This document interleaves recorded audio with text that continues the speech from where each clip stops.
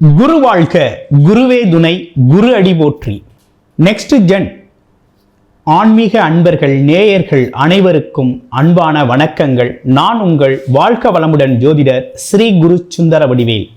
இப்போ பார்த்தீங்கன்னாக்க சித்திரை மாதத்திலிருந்து, இந்த வருடம் சித்திரை மாதத்திலிருந்து பங்குனி மாதம் வரை இருக்கக்கூடிய ஒரு வருட முழு பலனையும் ஒவ்வொரு ராசிக்கும் எப்படி இருக்க போகுது அப்படிங்கிறதை பற்றி முழுவதுமாக பார்க்க இருக்கிறோம். அந்த வகையில் பார்த்தோம் அப்படின்னா, இந்த வருடம் அப்படிங்கிறது விசுவாவசு வருடம். 60 தமிழ் வருடங்களில் 39வது வருடம் இந்த வருடம். இந்த வருடம் அப்படின்னு எடுத்துக்கிட்டோம்னா அந்த வருடத்தோட சிறப்புகள் எப்படி இருக்குது அப்படிங்கிறத பார்க்கணும். இந்த வருடத்தை பொறுத்த வகையில் நிறைய திருமணங்கள், அப்படி சுப நிகழ்ச்சிகள் நிறைய நடக்க இருக்குது. காதல் திருமணங்கள் கைகூடும் வகையில் இருக்குது. அரசு திட்டங்கள் அப்படிங்கிறது பெண்களுக்கும் குழந்தைகளுக்கும் ரொம்ப ஆதாயம் தரும் வகையில் இருக்கக்கூடிய ஒரு அமைப்பு அப்படிங்கிறது இருக்குது. தொழில் வளர்ச்சி அப்படிங்கிறது அதிகப்படியான வளர்ச்சி ஏற்படக்கூடிய வருடமாக இந்த வருடம் அப்படிங்கிறது இருக்குது. அதுலேயும் பார்த்தீங்கன்னா குறிப்பாக டெக்னாலஜி சார்ந்த விஷயங்கள் தான் அதிகமாக டெவலப் ஆகக்கூடிய ஒரு விஷயங்கள் அப்படிங்கிறது இந்த வருடத்தில் நிறையவே இருக்கக்கூடிய ஒரு அமைப்பு அப்படிங்கிறது இருக்குது. நல்ல மழை அப்படிங்கிற ஒரு விஷயம் இருக்கக்கூடிய ஒரு அமைப்பு, விவசாயம் செழிக்கக்கூடிய ஒரு அமைப்பு, தானிய உற்பத்திகள் அதிகரிக்கக்கூடிய ஒரு அமைப்பு. அதையும் தாண்டி பார்த்தீங்கன்னாக்க உணவு பஞ்சம் அப்படிங்கிற ஒரு விஷயம் அப்படிங்கிறது பார்த்தீங்கன்னா முழுவதுமாக நிறைவடையக்கூடிய வருடமாக இந்த வருடம் அப்படிங்கிறது இருக்கக்கூடிய ஒரு அமைப்பு இருக்குது. பணப்புழக்கம் அதிகரிக்கக்கூடிய வருடம். மக்கள் எல்லோருக்கிட்டையும் பார்த்தீங்கன்னா பணம் அப்படிங்கிறது பார்த்தீங்கன்னா பற்றாக்குறை இல்லாத அளவுக்கு பணம் அதிகப்படியாக புழக்கம் இருக்கும். சேமிப்பு அப்படிங்கிற ஒரு விஷயத்தை இந்த வருடத்தில் மக்கள் செய்யக்கூடிய ஒரு அமைப்பு அப்படிங்கிறது இருக்குது. அதுலேயும் குறிப்பாக தங்கம், வெள்ளி, ஆபரணங்கள் போன்ற விஷயங்கள்லாம் விலை ஏற்றம் அதிகரிக்க போகுது. அதே போல் விற்பனையும் அதிகரிக்க போகுது. மக்கள் விரும்பி வாங்கக்கூடிய ஒரு அமைப்பு அப்படிங்கிறது இந்த விஷயத்தில் அதிகமாகவே இருக்குது. ஆட்சி மாற்றங்கள், அரசியல் மாற்றங்கள் அப்படிங்கிற ஒரு விஷயம்லாம் ஏற்படக்கூடிய அமைப்பு இருக்குது. அதிகாரத்தில் உள்ளவங்களுக்கெல்லாம் பதவி மாற்றங்கள் நடக்கக்கூடிய வருடமாகவும் இந்த வருடம் அப்படிங்கிறது அமைஞ்சிருக்குது. இந்த வருடத்தோட மிகவும் முக்கியமான சிறப்பு அப்படின்னு எடுத்துக்கிட்டோம் அப்படின்னு கேட்டிங்கனாக்க, இந்த வருடத்தோட முக்கியமான சிறப்பே பார்த்தீங்கன்னா மன மகிழ்ச்சியாக மகிழ்ச்சி தரும் விஷயங்கள், மக்களுக்கு மகிழ்ச்சி தரக்கூடிய விஷயங்கள் அப்படிங்கிற ஒரு விஷயம்லாம் அதிகரிக்கக்கூடிய விஷயமாகவும் கொண்டாட்டங்கள் அதிகரிக்கக்கூடிய வருடமாகவும் இந்த வருடம் அப்படிங்கிறது அமைஞ்சிருக்கு. இந்த வருடத்தில் பார்த்தீங்கன்னாக்க ராஜ கிரகங்கள் அப்படின்னு சொல்லக்கூடிய 4 கிரகங்களின் பெயர்ச்சி அப்படிங்கிறது இந்த வருடத்திலே இருக்குது. குரு பகவான் அப்படிங்கிறவர் பார்த்தீங்கன்னா இந்த வருடத்தில் தான் பெயர்ச்சி ஆகிறார். சனி பகவான் அப்படிங்கிறது மார்ச் 29ஆம் தேதியே பெயர்ச்சி ஆயிட்டார். அடுத்து பார்த்தோம்னாக்க ராகு கேதுக்கள் பெயர்ச்சி அப்படிங்கிறது இருக்குது. அப்போ இப்படிப்பட்ட முக்கியமான கிரகங்களின் பெயர்ச்சி எல்லாமே இந்த வருடத்திலேயே அமைந்திருக்குது. அப்போ இந்த வருடத்தில் பார்த்தீங்கன்னா பல்வேறு விதமான மாற்றங்கள் நடக்க இருக்குது. ஒவ்வொரு ராசிக்கும் புரட்டி போட்டது மாதிரி ஒவ்வொரு பலன்கள் அப்படிங்கிறது, கோச்சார பலன்கள் மாறுபடக்கூடிய தன்மை அப்படிங்கிறது அதிகரிக்குது.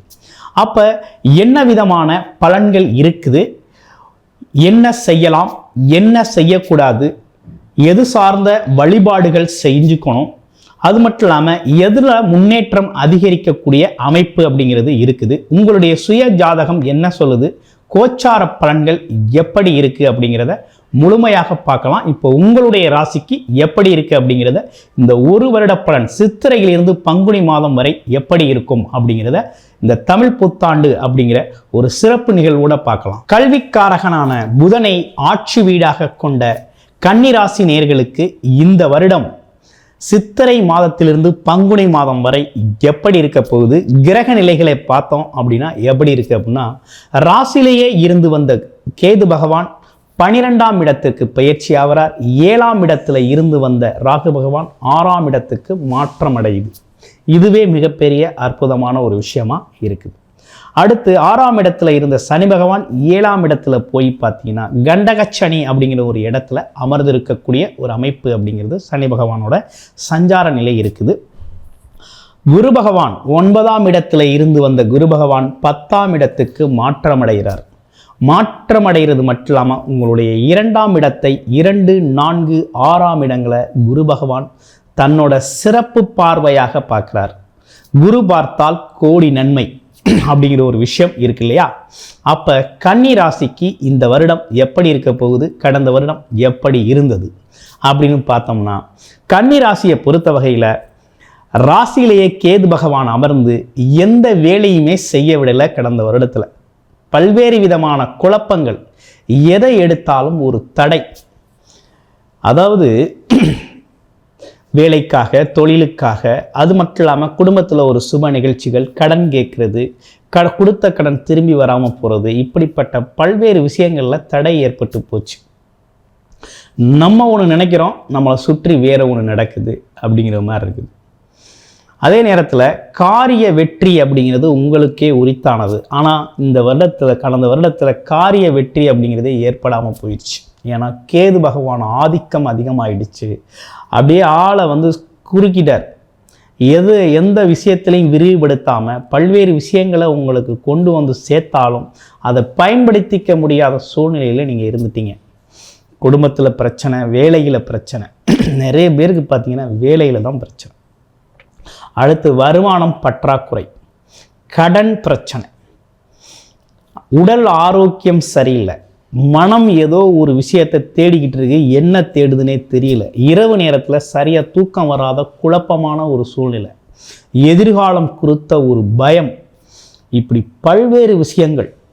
அதே போல் பார்த்தீங்கன்னா கணவன் மனைவி சண்டை, பிரச்சனை, எதை சொன்னாலும் ஒருத்தருக்கு ஒருத்தர் புரிந்து கொள்ள முடியலை, குடும்ப பிரச்சனைகள் நிறையா, வேலை இடத்துல அதோட போட்டி பொறாமைகள் அதிகம், எப்போ பார்த்தாலும் ஏதாவது ஒரு போட்டி பொறாமை, கூட வேலை பார்க்குறவங்களோட நெருக்கடிகள், இப்படின்னு பல்வேறு விஷயங்களை நம்ம சந்திச்சாச்சு. மருத்துவ செலவு ஏராளம். ஸோ இந்த காலகட்டம் உங்களுக்கு இவ்வளவு பிரச்சனைகளை சந்திச்சிருக்கீங்க. இப்போ வர்ற வருடம் எப்படி இருக்க போகுது அப்படின்னு பார்க்கையில், இந்த விஷயங்களுக்கெல்லாம் காரணமாக இருந்த கிரகங்கள்லாம் மாறிடுச்சு. அப்போ கேது 12ஆம் இடத்துக்கு போனதுக்கப்புறம் முதல்ல நீங்கள் அதோட பிடியிலிருந்து ரிலீஸ் ஆகுறீங்க. ரொம்ப அற்புதமாக சுயம் அப்படிங்கிறதுல ரொம்ப தெளிவாக இருக்கிறீங்க. உங்களோட ஆசைகள், எண்ணங்கள் நிறைவேறக்கூடிய வருடம் இந்த வருடம். என்ன திட்டம் போட்டு வச்சுருந்தீங்களோ அந்த திட்டத்தெல்லாம் நிறைவேற்றலாம். நான் இப்படி இருந்தால் நல்லா இருந்திருப்பேன், இந்த தொழில் எனக்கு பிடித்த தொழில், நான் செய்யணும்னு ஆசைப்பட்றேன், தாராளமாக செய்யலாம். வேலை, பிடித்த இடத்துல வேலை கிடைக்கிறது, ரொம்ப அற்புதமாக வேலை கிடைக்கும். பதவி உயர்வு வேணும், ரொம்ப நாளாக உத்தியோகத்தில் இருக்கிறேன், என்னோட வேலைக்கு மதிப்பு இல்லை, என்னோட திறமைக்கு மதிப்பு இல்லை அப்படின்னு சொல்லி புலம்பிக்கிட்டு இருந்தவங்களுக்கெல்லாம் பதவி உயர்வு, இடமாற்றம் சம்பந்தப்பட்ட விஷயங்கள்லாம் ரொம்ப சிறப்பாக நடக்கும். வேலை ரொம்ப அற்புதமாக அமையும். உத்தியோகத்தில் இருக்கவங்களுக்கு ரொம்ப சூப்பராக இருக்கும். தொழில் அமைப்புகள் எப்படி இருக்குது அப்படின்னா, ஒரு தொழிலுக்கு 2 தொழில்கள் செய்கிறது, தொழில் இடத்தை மாற்றிக்கிறது. ஒரு இடத்துல தொழில் செஞ்சுக்கிட்டு இருப்போம், திடீர்னு வேறொரு இடத்தை ஷிஃப்ட் பண்ணி வச்சு மிகப்பெரிய லெவலில் முன்னேற்றம் அடைகிறது. இப்படிப்பட்ட விஷயங்கள்லாம் ரொம்ப அருமையாக தொழில் சார்ந்த முன்னேற்றங்கள் மாற்றத்துடன் நடக்குது. ரொம்ப அற்புதமாக இருக்குது.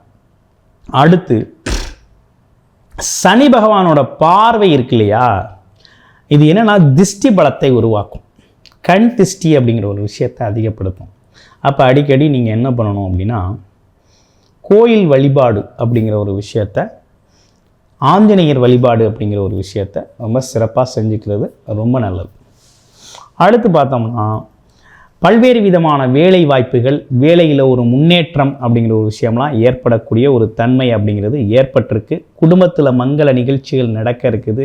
வீடு, வண்டி, வாகனங்கள் வாங்கக்கூடிய ஒரு தன்மை இருக்குது. கடன் பிரச்சனைகளை தீர்க்கக்கூடிய ஒரு அமைப்பு இருக்குது. வேலை அப்படிங்கிறதுல வேலையில் ஒரு முன்னேற்றம் அப்படிங்கிற ஒரு விஷயம் அப்படிங்கிறது ரொம்ப சிறப்பாகவே அமைஞ்சிருக்கக்கூடிய, குரு பார்வையால் இருக்கக்கூடிய அற்புதங்களாக இருக்குது. அப்போ இந்த காலம் அப்படிங்கிறது உங்களுக்கு ஒரு நல்ல காலம், பொற்காலம். 10ஆம் இடத்துல குரு வர்றார், பதவி போயிரும் நினைக்காதீங்க. பதவி அப்படிங்கிறது போகிறதில்ல, அந்த ஒரு சூழ்நிலையிலிருந்து இன்னொரு சூழ்நிலை, உயர்வான இடத்துக்கு போகிறது அப்படின்னு தான் நம்ம இதை எடுத்துக்கணும். அப்போ எப்படி எடுத்துக்கணும் அப்படின்னா, இந்த பதவியை விட்டால் அடுத்த இதை விட உயர்வான பதவி இருக்குது, இந்த வேலையை தானா இதை விட உயர்வான ஒரு நல்ல வேலை இருக்குது அப்படிங்கிறது மாதிரி அடுத்த நிலைக்கு முன்னேறக்கூடிய வகையில் தான் இருக்குதே தவிர பின்னோக்கி செல்லும் நிலை இல்லை. ஏன்னா குருவோட பார்வை 2ஆம் இடத்துல இருக்குது. அப்போ வருமானம் அப்படிங்கிறது அதிகரிக்க போகுது, மகிழ்ச்சி அதிகரிக்க போகுது, சேமிப்பு அதிகரிக்க போகுது, எல்லாமே பல்வேறு விதமான மாற்றங்களை உங்கள் வாழ்க்கையில் நடக்க இருக்குது. உங்களுடைய தசாபுத்தி அமைப்பு எப்படி இருக்குது, உங்களுடைய பிறப்பு ஜாதகம் எப்படி இருக்குது அப்படிங்கிறத முழுமையாக ஆய்வு பண்ணிக்கிட்டு இந்த கோச்சார பலன்களில் இருக்கக்கூடிய அமைப்புகளை இந்த வருடத்தை முழுமையாக பயன்படுத்தி பயன்பெறுங்கள். நன்றி, வணக்கம், வாழ்த்துக்கள்.